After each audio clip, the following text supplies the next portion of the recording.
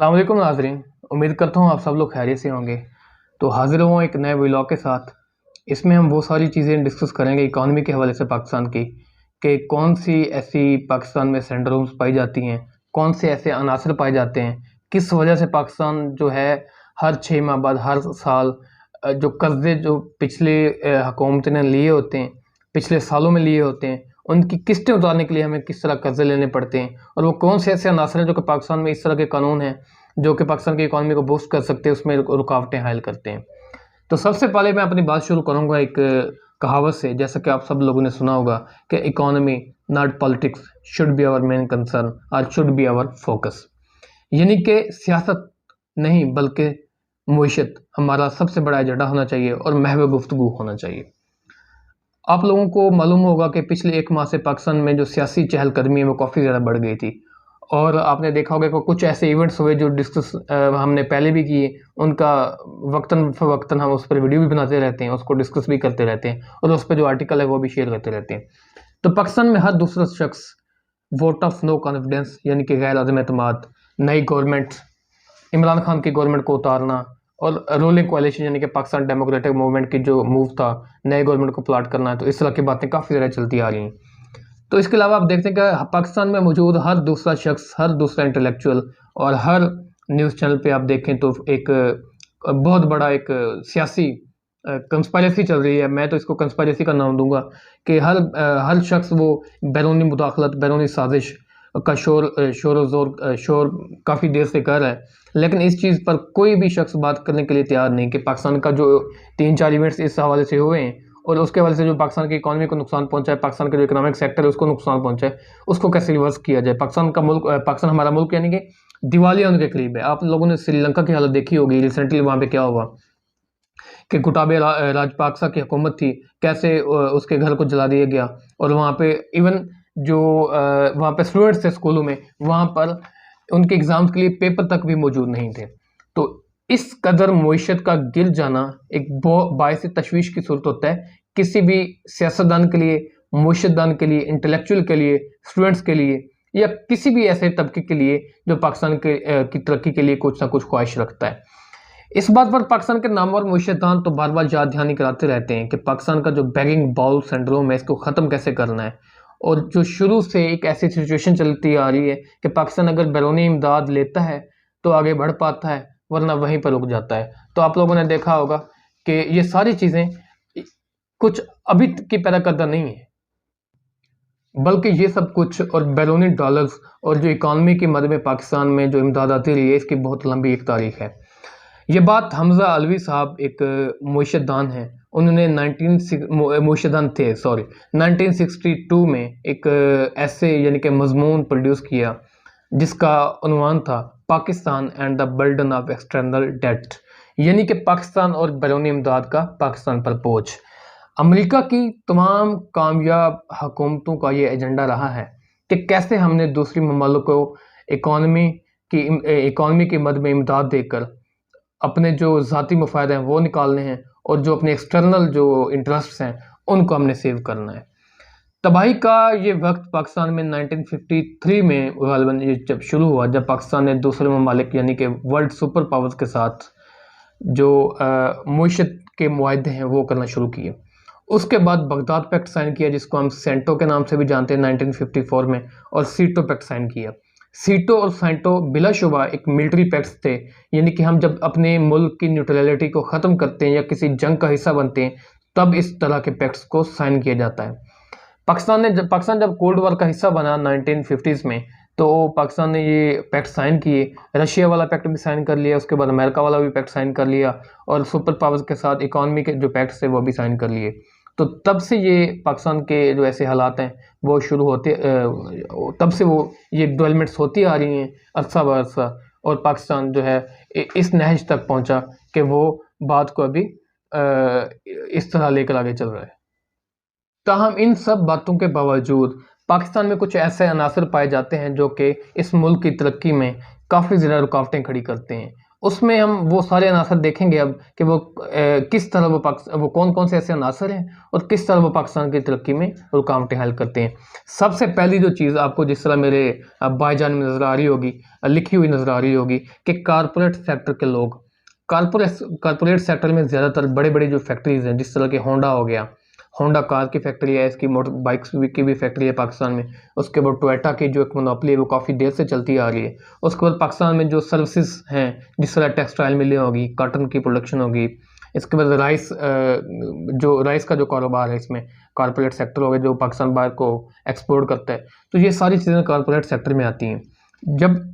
इस तरह इन फैक्ट्रियों के मालिक की पॉलिटिक्स में sway होगी, यानी कि पॉलिटिक्स पाकिस्तान की जो है उसमें कंट्रोल होगा, और जो लेजिस्लेचर्स पाकिस्तान के नेशनल असम्बली और जो लोअर हाउस यानी कि पार्लियामेंट्स हैं, सूबाई हुकूमतें हैं, वहाँ पर बैठे हुए हैं, तो वो ऐसी कोई भी पॉलिसी अपने खिलाफ नहीं बनने देते जो कि उनके इंटरेस्ट के खिलाफ हो। अगर आपने टोयोटा की मिसाल ली होगी, कि अगर मैं आपको मिसाल के साथ समझाता हूँ कि पाकिस्तान के जो मुआशरदान हैं, अगर वो चाहते हैं कि पाकिस्तान में जो दूसरी बाहर से इंपोर्टेड गाड़ियाँ हैं, जिस तरह हुंडई हो गया, और उसके बाद काफ़ी ज़्यादा मलेशियन गाड़ियाँ भी पाकिस्तान में इंपोर्ट होके आ रही हैं, और उसकी जो फैक्ट्री हैं वो किया की जो गाड़ियाँ हैं वो भी आ रही हैं, फैक्ट्रियाँ लग रही हैं। तो जो होंडा और जो टोयोटा की मोनोपोली है वो इससे टूटेगी। इस तरह वो फंडिंग करेंगे लेजिस्लेचर्स को कि हमारी मोनोपोली को ख़त्म ना होने दें, बल्कि इस तरह के कवानीन को प्रोड्यूस करें, बनाएं या तरमीम करें इन कवानीन में, जो कि सिर्फ़ और सिर्फ उनको फ़ायदा पहुँचाएँ। और जो बाहर से इंपोर्ट्स होने वाली गाड़ियाँ हैं, या जो बाहर से जो भी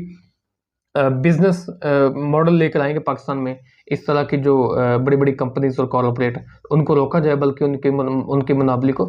स्टेबल रहने दिया जाए। इसके अलावा दूसरी जो सबसे बड़ी चीज़ पाकिस्तान में तरक्की की राह में रुकावटें हायल करती है, वो बड़े पैमाने पर ज़मीनों के मालिक लोग हैं। ये वो मालिक हैं जिनको 1947 से पहले अंग्रेज़ों ने ज़मीनें गिफ्ट की थीं, और वो उन पर सांपों की तरह काबिज़ होकर बैठे हैं। अंग्रेज़ों ने बिलाशुबा, आप लोगों को मालूम होगा कि हिस्ट्री अगर जानते हैं आप लोग, कि अंग्रेज़ ऐसे लोगों की दस्तारबंदी करते थे, उनको गिफ्ट करते थे ज़मीनें, जो उनके लिए पाकिस्तान में काम करते थे। वो चाहे सिपाही का काम करते थे, वो चाहे मीर जाफ़र का काम करते थे, या फिर मीर सादिक का काम करते थे। वो खुद को एक अपना सिराजुद्दौला कहते थे। मैं तो इस बात पे भी मुतफ़िक हूँ कि सिराजुद्दौला साहब खुद भी एक अय्याश परस्त आदमी था। तो अंग्रेज़ भी उस तरह के अय्याश परस्त लोग थे। उन लोगों ने इस तरह के चेले रखे हुए थे, जिस तरह के पाकिस्तान में अब सरदार लोग, चौधरी, मलिक, इस तरह के काफ़ी ज़्यादा लोग, मैं पॉइंट आउट नहीं करना चाहता किसी को भी, लेकिन इस तरह के लोग हैं जो कि काफ़ी ज़्यादा ज़मीनों के मालिक हैं, और उनके रकबे 10-10, 20-20 हज़ार एकड़। आप लोगों ने भी देखा होगा कि डेरा गाज़ी खान की सरहद में आप चले जाएँ, बलूचिस्तान वाली साइड पे चले जाएँ, या साउथ पंजाब में आकर आप राजनपुर चले जाएँ, रहीम यार खां, तो वहाँ पर ऐसे काफ़ी सरदार, नवाब और मलिक बैठे हुए हैं, जो कि ऐसी 5-5 हज़ार या 10-10 हज़ार एकड़ पर काबिज़ हैं, और लोगों को उनका हक नहीं देते, बल्कि उन जगहों पर काबिज़ हैं, और उनको अपने मज़ेरे रखकर उन्हीं से वोट लेते हैं, दोबारा उन्हीं के ज़रिए अपने जो काम है, 2 नंबर काम कह लें या 1 नंबर कह लें, वो उन्हीं लोगों से निकलवाते हैं। और तीसरी जो इसमें सबसे बड़ी चीज़ डिस्कस करूँगा मैं, वो कौन-सा ऐसा सेक्टर है, उसमें बहुत ज़्यादा प्रॉपर्टीज़ के मालिक। पाकिस्तान में 2007 से ऑनवर्ड, जब मुशर्रफ का दौर ख़त्म हुआ, तब से प्रॉपर्टीज़ के रेट बहुत बढ़ना शुरू हो गए। लोगों ने प्रॉपर्टीज़ में बहुत ज़्यादा इन्वेस्ट करना शुरू किया, और अपनी ज़मीनों को यानी कि काट कर कॉलोनियाँ बनाना शुरू कर दी। आपने डिफेंस कॉलोनी देखी होगी, आपने बहलिया टाउन देखा होगा, और इस तरह की बहुत सारी बड़े शहरों में कॉलोनी देखी होंगी कि जो हर शहर में इस तरह की कॉलोनियाँ बनाते जा रहे हैं। उनको इस चीज़ की परवाह नहीं है कि इस जगह पे जंगल है, या ये जो एक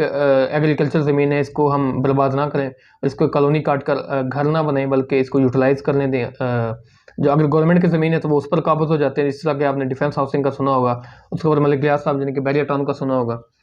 तो ये अपना एक पॉलिटिकल स्वे रखते हैं लेजिस्लेचर्स में भी, पार्लियामेंट में, सेनेट में, सब चीज़ों में, और जो अपने खिलाफ कवानीन बनते हैं उनको भी रोकते हैं। उसके बाद बड़े पैमाने पर ज़राअत करने वाले लोग, बहुत बड़े ज़मींदार, मैं उनके बाद में आपको बड़े-बड़े कुछ नाम भी गिनवा दूँगा, जो पाकिस्तान की तरक्की की राह में रुकावटें हल करते हैं। ये ज़्यादातर ज़राअत करने वाले लोग हैं, यानी कि 20-20 हज़ार, 10-10 हज़ार, 5-5 हज़ार एकड़ ज़मीनों के मालिक हैं, और लोगों में जो लैंड रिफॉर्म्स हैं, जो हुकूमत करना चाहती है, जिस तरह भुट्टो साहब ने और अयूब खान ने भी लैंड रिफॉर्म्स मुतारिफ करवाई थी। तो ये इस तरह की जो तरक्की की तरीके हैं, उसमें रास्ते को काफ़ी ज़्यादा दुश्वार बनाते हैं और अपने खिलाफ कोई भी कवानीन को बनने नहीं देते। अब उसमें कुछ ऐसे ख़ानदान जिनका मैं नाम लेना चाहूँगा, पॉइंट आउट नहीं करना चाहिए, लेकिन काफ़ी ज़्यादा रेफरेंसेस में हमें ये देखने के लिए मिलती हैं चीज़ें। ये जाने-माने नाम है, आप लोगों ने भी शायद सुने होंगे कि जो दाऊद फैमिलीज़ हैं, यानी कि दाऊद इंडस्ट्रीज़ हो गया, उसके बाद मियाँ इंडस्ट्रीज़ हो गया, उसके बाद मंशा मंशा ग्रुप हो गया, निशार ग्रुप हो गया, त्रिन ग्रुप हो गया, एंग्रो ग्रुप हो गया, और उसके बाद आप देखते हैं कि फ़ौजी फाउंडेशन हो गया। ये सारे ऐसे लोग हैं जो कि पाकिस्तान के जो पॉलिटिक्स है, मईशत है, कानून है, ऐसी जो आयन है, उस सब चीज़ों पे इन लोगों का कंट्रोल है। आप जैसा कि आप लोगों ने सुना होगा कि पाकिस्तान में कम से कम 150 या 200 ख़ानदान ऐसा है जो कि पाकिस्तान के हर सेक्टर को ऑक्यूपाई किए हुए, डोमिनेट किए हुए, और हर उस सेक्टर को उसी तरह लेकर चलता है जिस तरह कि उनके इंटरेस्ट को सेव किया जा सके। ये अमीर तबके के लोग टैक्स देने से घबराते हैं और इसलिए एक ऐसा सिस्टम बनाते हैं और ऐसा सिस्टम और इस तरह के सिस्टम को फ़रोग़ देते हैं कि जो मुआशरे में नाइंसाफ़ी का बायस बनता है। मलिक रियाज साहब पर एक केस हुआ था, सुप्रीम कोर्ट के जज थे जब साकिब निसार साहब, तो उन्होंने 400 बिलियन का उन्होंने उन पर जुर्माना आयद किया था कि आप ये पे करें, जो कि आपने जो गरीबों की ज़मीनें छीन रखी हैं और गवर्नमेंट की ज़मीनों पर कब्ज़ा कर रखा है। तब तो उन्होंने ये पे करने से इनकार कर दिया था और थोड़े से पैसे जमा करवा कर उस पर एमनेस्टी हासिल कर ली थी। तो इस तरह के लोग भी होते हैं जो कि बगैर किसी इजाज़त के और बगैर गवर्नमेंट के बिला तातुल इन चीज़ों पर कब्ज़ा करते हैं और इन चीज़ों को कंट्रोल करने की कोशिश करते हैं। उसके बाद ये टैक्स देने वाले लोग कवानीन के रास्तों में रुकावटें हायल करते हैं, जिस तरह मैंने पहले भी आप लोगों को बताया। और अगर ऐसे कवानीन बन भी जाएँ तो टैक्स चोरी के बहुत ज़्यादा तरीके जो हैं वो ढूँढने की कोशिश करते हैं। पानामा लीक्स में आपने सुना होगा, मियाँ साहिबान के नाम थे, उसके बाद काफ़ी ज़्यादा ऐसे लोग आए, मिलिट्री के लोग थे, ब्यूरोक्रेट्स भी थे और सियासतदान भी थे उसमें, जागीरदार भी, ज़मीनों वाले भी, कॉर्पोरेट सेक्टर वाले भी, तमाम लोग शामिल थे जो कि टैक्स देने से घबराते हैं, बल्कि उन सब लोगों की जायदादें बाहर रखी हुई हैं और वहीं पर जाकर वो सारा काम करते हैं। और पाकिस्तान में वो पैसा और बिज़नेस फ्रेंडली इन्वायरमेंट होने के बावजूद वहाँ पर को कुछ भी नहीं लाते। ये सारी एक छोटी-सी तारीख़ थी जो मैंने आपको डिस्क्राइब की, और मेरा इस व्लॉग बनाने का मकसद आप लोगों को ये बताना कि पाकिस्तान की जो करंट सिचुएशन है, पाकिस्तान का जो फॉरेन एक्सचेंज रिज़र्व है वो तकरीबन $10 बिलियन तक पहुंच गए हैं, यानी कि लेस होते जा रहे हैं वो दिन ब दिन। और इतने जो रिज़र्व हैं पाकिस्तान के वो तकरीबन सिर्फ 2 मंथ्स की इंपोर्ट्स हैं उसके लिए काफ़ी होंगे। उसके बाद पाकिस्तान का हमारी जो स्टेट है वो दिवालिया भी हो सकती है। जिस तरह आपने श्रीलंका का हाल देखा, मैंने पहले डिस्क्राइब किया, और अगर डॉलर 250 क्रॉस कर जाता है तो पाकिस्तान वाकई दिवालिया हो जाएगा और हम उस नहज पर पहुंच जाएंगे कि जिसको निकालते निकालते हमें तकरीबन डेकेड्स लग जाएंगे। उसके बाद मैंने कुछ ऐसे पॉइंट्स नोट किए हैं कि जो हमारे मुस्तकबिल के लिए कुछ रोशनी को भी ज़ाहिर करें और हमें बैरूनी एजेंसी से कम उधार या पैसे लेने के लिए अर्ज करें। उन पॉइंट्स को मैंने नोट डाउन किया हुआ है। तो सबसे पहले ये जो पॉइंट्स है, ये आईएमएफ ने भी वही तकरीबन पॉइंट्स दिए थे, और उसके बाद कुछ मैंने अपनी तरफ से ऐड किए हैं कि वो ऐसे हमें कौन से मेजर्स हमारी गवर्नमेंट को सजेस्ट करने चाहिए, रिफॉर्म्स करने चाहिए उन चीज़ों में, और वो स्टेप्स, मुश्किल जो स्टेप्स हैं, हार्ड नट टू क्रैक जो हैं, उनको लेना चाहिए ताकि पाकिस्तान दिवालिया होने से बचे, और फौरी जो डिसीजन है उनको लेकर इस तरह जो पेट्रोल और दूसरी जो सब्सिडी चीज़ें हैं उन पर सब्सिडी ख़त्म करें। तो सबसे पहली जो चीज़ मैं डिस्कस करना चाहूँगा वो है जी कि पेट्रोल की कीमतों को 30 रुपए से 50 रुपए तक बढ़ा दें, और उसके बाद 800 स्क्वायर यार्ड तक जिस शख्स का घर है उस पर जो इलेक्ट्रिसिटी तारिफ है उसको डबल कर दें, ताकि वो जितना बड़ा घर होगा, अगर जितनी वो यूटिलाइज करेगा उसके यूनिट आप निकाल लें और उसको आप उस पर डबल तारिफ निकाल लें, क्योंकि आपके पास तो बिल आता है, आपके पास तो सारा डिजिटल रिकॉर्ड मौजूद है, तो आप जिसका ज़मीनी रिकॉर्ड भी मौजूद है। जिस तरह शहबाज अली साहब ने पिछले जो अपने एक इकनॉमिक एडवाइज़र थे to prime minister of Imran Khan, तो उन्होंने ये रिफॉर्म्स करने की कोशिश भी की थी कि जिसका जितना बड़ा घर होगा वो उतना ही ज़्यादा इलेक्ट्रिसिटी का बिल पे करेगा। तो ये स्टेप्स लेने चाहिए इनको। और उसके बाद कॉर्पोरेट सेक्टर को दी जाने वाली तकरीबन 800 अरब की जो टैक्स छूट और सब्सिडी है वो ख़त्म कर देनी चाहिए।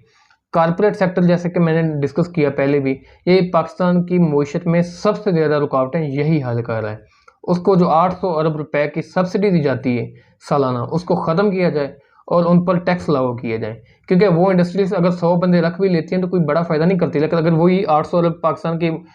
जो लोअर क्लास है उस पर स्पेंड हो जाएगा तो पाकिस्तान के जो नीचे वाला तबका है वो अपलिफ्ट हो जाएगा उसका। दूसरी इसमें सबसे जो बड़ी चीज़ मैं डिस्कस करना चाहूँगा वो ये कि पाकिस्तान के आइन के आर्टिकल 235 क्लॉज 1 के तहत मुआशी इमरजेंसी लगा दें, और हर सूबे को ये एडवाइस करें कि आपने 100 अरब का आपने टैक्स इकट्ठा करना है, और वो टैक्स हमने किस चीज़ से इकट्ठा करना है उनको ये एडवाइस करें। फेडरलिज्म का जो आपने 18वीं तरमीम में कवानीन बनाए हुए हैं उनको जरिए ये इंश्योर करवाएं कि ज़राअत से इकट्ठा करें, और उसके बाद प्रॉपर्टी से इकट्ठा करें, और ज़राअत से मुंसलिक जो बड़े लोग हैं, जैसे मैंने आप लोगों को पहले वो ऐसी जेहतें बताई, उन लोगों से ये 100 अरब का टैक्स इकट्ठा करें जिससे पाकिस्तान को फौरी रिलीफ मिल सके। तीसरा जो सबसे बड़ा उसमें पॉइंट है, 1600 सीसी गाड़ियां या उससे ज़्यादा जो सीसी की गाड़ियां हैं उन पर तकरीबन 5 लाख रुपए का इजाफी इमरजेंसी टैक्स लगा दें,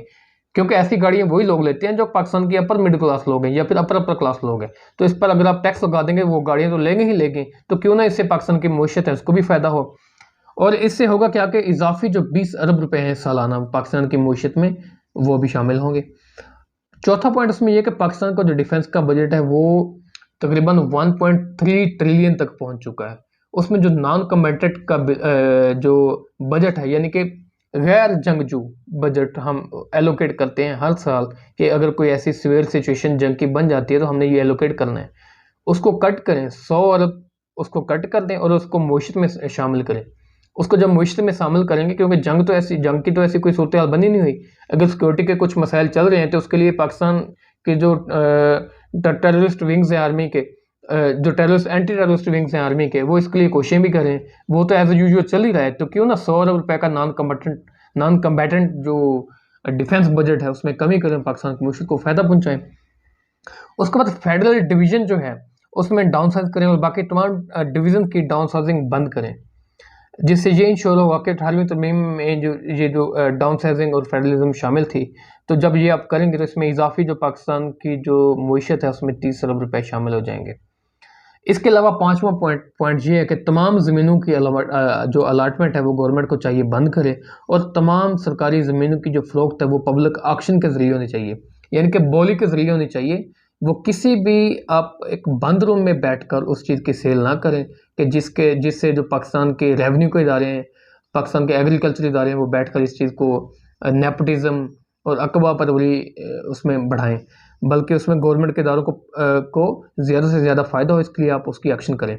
उसके बाद इसी में एक पॉइंट मैं इजाफी शामिल करूंगा कि प्राइवेटाइज को बढ़ाने के लिए जल्दी से जल्दी वो कोशिशें करें, जिससे पाकिस्तान के जो मुंजमद इदारे हैं, जैसे पाकिस्तान स्टील मिल हो गया, पाकिस्तान की जो काफ़ी अक्सर शुगर मिल्स हैं, उसको आप प्राइवेटाइज करें। पाकिस्तान के जो हॉस्पिटल्स हैं वो नॉन फंक्शनल है, बिल्कुल उसमें कोई भी काम नहीं हो रहा, उसको आप प्राइवेटाइज करें ताकि जो बाहर की कंपनी हैं वो आकर उसको खरीदें और अच्छे से चला सकें। अगर पाकिस्तान की जो स्टेट है उसको उसके पास पैसे नहीं है कि वो उसको चला सके। और इसी में एक पॉइंट ये भी है कि आप ऐसा एक बिजनेस फ्रेंडली इन्वायरमेंट पैदा करें जिससे जो दूसरे ममालिक के लोग हैं, बिजनेसमैन हैं, वो पाकिस्तान में आएँ और पाकिस्तान की मईशत में अपना जो हिस्सा है वो डालें बिजनेस की सूरत में।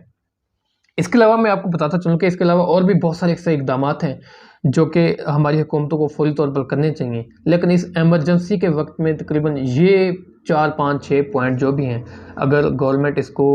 खातर खा अपने जो मद्देनज़र करती है, जो मईशतदान है पाकिस्तान के, तो ये इकदाम मेरे ख्याल से फौरी रिलीफ के लिए पाकिस्तान के अवाम को काफ़ी हो जाएंगे। ताहम मुआशी बदहाली की सूरत में मैं ये चाहूँगा कि किसी किस्म की भी देर और गलत फैसले और सियासी तौर पर अपनी साख बचाने के लिए जो भी फैसले हैं, अगर उनको लेट किया जाएगा तो पाकिस्तान का हाल भी श्रीलंका जैसा होगा, जहाँ पे गोटाबया राजपाक्सा के जो रेजिडेंट है उनको जलाया गया और उसके बाद उनको फोर्स किया गया कि आप जो अपना ओहदा है उसको छोड़ें। तो अगर आपने ये सिचुएशन श्रीलंका वाली से बचना है और डॉलर को 200 से ज़ायद होने से बचाना है, तो ये जो फौरी 5-6 इकदाम करने चाहिए पाकिस्तान को, तो इससे ही तकरीबन मैं ये समझता हूँ कि पाकिस्तान के मईशत को रिलीफ मिलेगा। तो उम्मीद करता हूँ आपको ये व्लॉग पसंद आया होगा। देखते रहिए। शुक्रिया। खुदा हाफिज़।